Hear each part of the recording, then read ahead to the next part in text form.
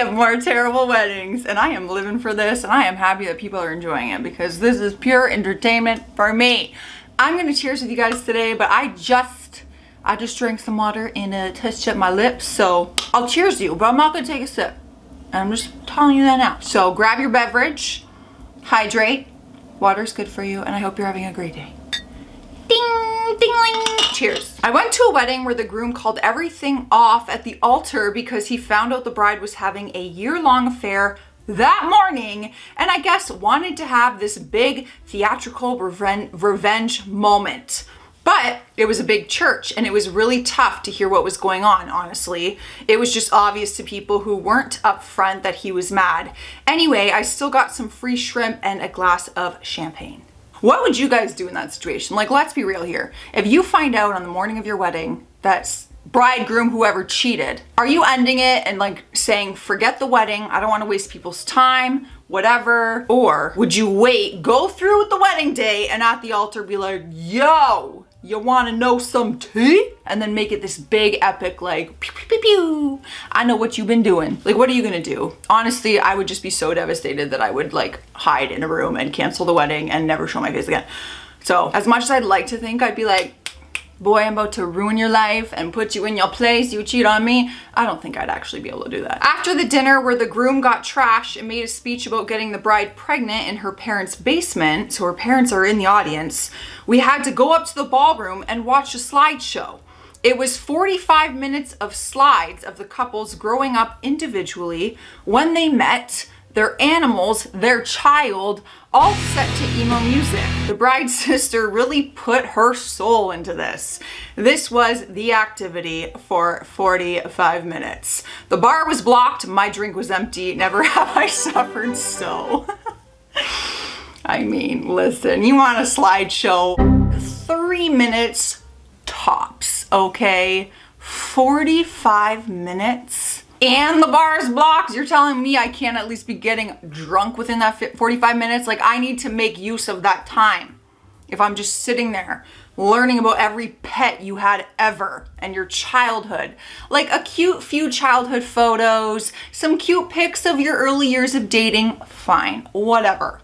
45 minutes, that's literally longer than a short film at a film festival. That's you're inching on a full-length movie in a theater. I was in a wedding party where the groom's brother and best man forgot the rings in the limo, and he cursed him out at the altar in front of the rest of the wedding party. The whole thing lasted 5 minutes, maybe. Very awkward to sit through. That would be very awkward. Like a family feud, brothers, and the rings are very important. So I understand the frustration of the rings being left in the limo, but did the limo leave? Oh. This could be worse than I thought. I'm like, well, just go outside and grab them. The limo could be gone. Could be gone.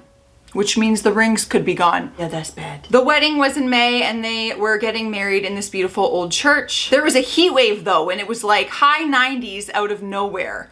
It's sweltering and all the guys are in suits. The church was so old, it didn't have air conditioning, and the place was packed, which didn't help. Ugh.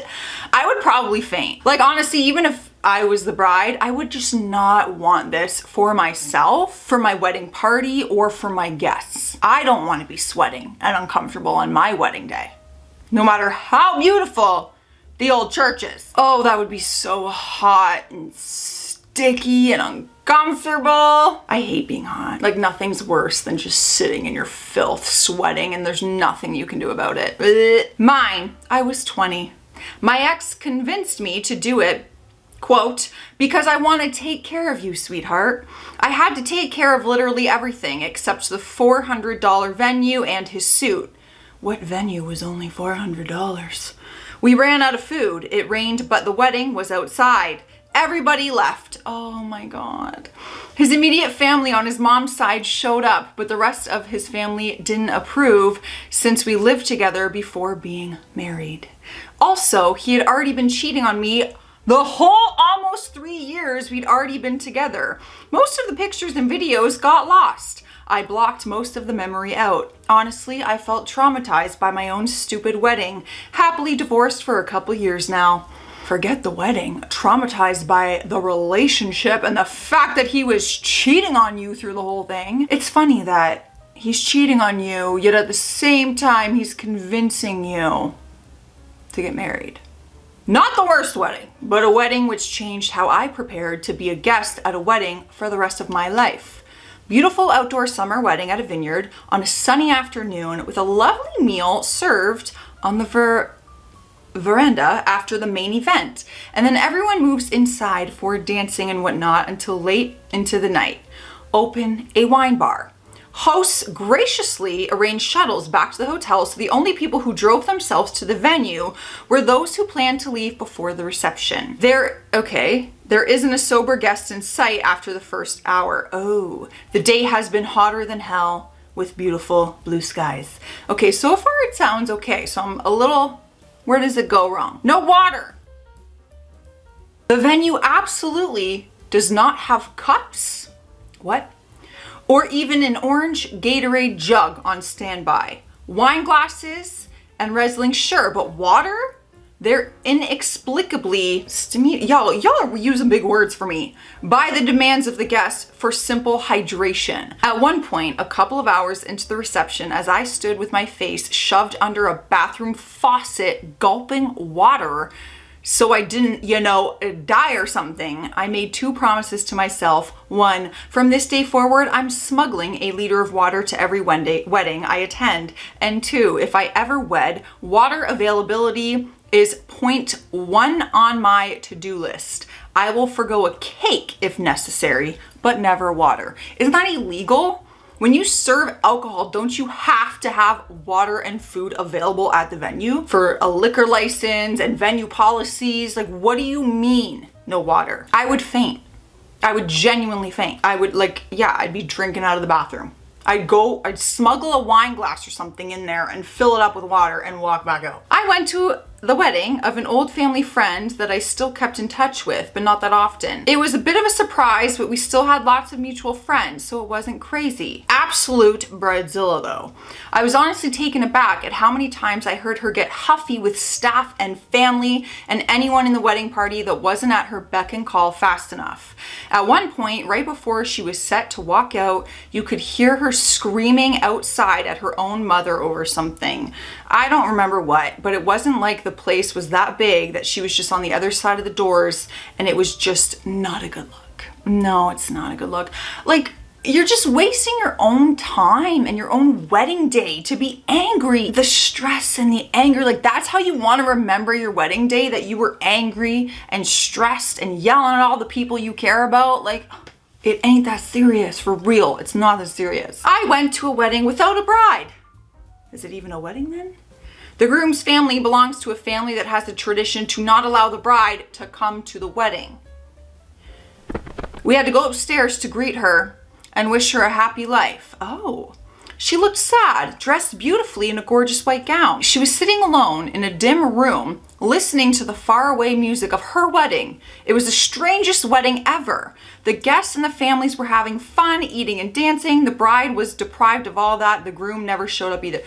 That is so strange. I've never heard of this in my life. What a strange tradition. That's not even a wedding. That's just a party that the family gets to celebrate a couple that isn't even celebrating themselves. How depressing. I would rather just not go as the bride. Like, don't put me in a dim room for you to come thank me as I listen to you partying and having the time. Like, I'm gonna just stay home and y'all celebrate my relationship. My uncle's 5th or 6th wedding, I honestly don't remember because he's been married and divorced so many times. He's even about to remarry a past wife for the 2nd time now. Okay, wow, ooh, that'd be weird. My mom's been divorced twice and I'm just trying to picture her like remarrying like one of like my father or my stepfather. That's just so strange to think about. Yeah, like you just like, oh, redo. Weird. Anyways, and he fully expected wedding gifts of cash only. During the reception, he gathered all the envelopes and set himself up a middle table with a notebook and calculator and counted all the money he got. Instead of enjoying his reception, he was greedy, seeing how much people gave him, how much money people gave him. I was barely 20 and I had scrounged up 20 bucks to give him, but when I saw him counting everything up with his damn reading glasses and calculator, I just kept it. Yeah. So basically he's throwing a wedding literally for the money. Like he's like, let's just throw a party and make some cash. That is so embarrassing. I would feel so terrible counting people's money in front, like, you're at the wedding for the wrong reason. Like even as the bride, I'd be like, what did you really propose to me for?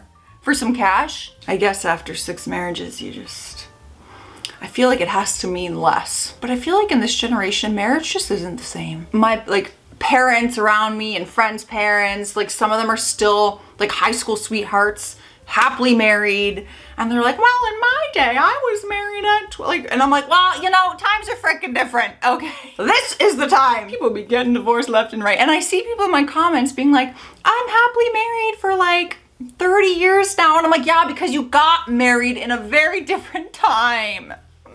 I just feel like it's not the same, and it makes me sad. It really makes me sad. You just see people getting divorced left and right these days and remarrying, and it's like, oh, man, maybe that's why I'm not married or engaged yet or anything. Maybe I have some trauma to work through. Anyways, I'm just kidding. Anyways, you guys know I want to hear any bad wedding stories you have, so share them down in the comments. I'm getting out of here though. Stay classy out there. Stay sassy, and I'll see you tomorrow.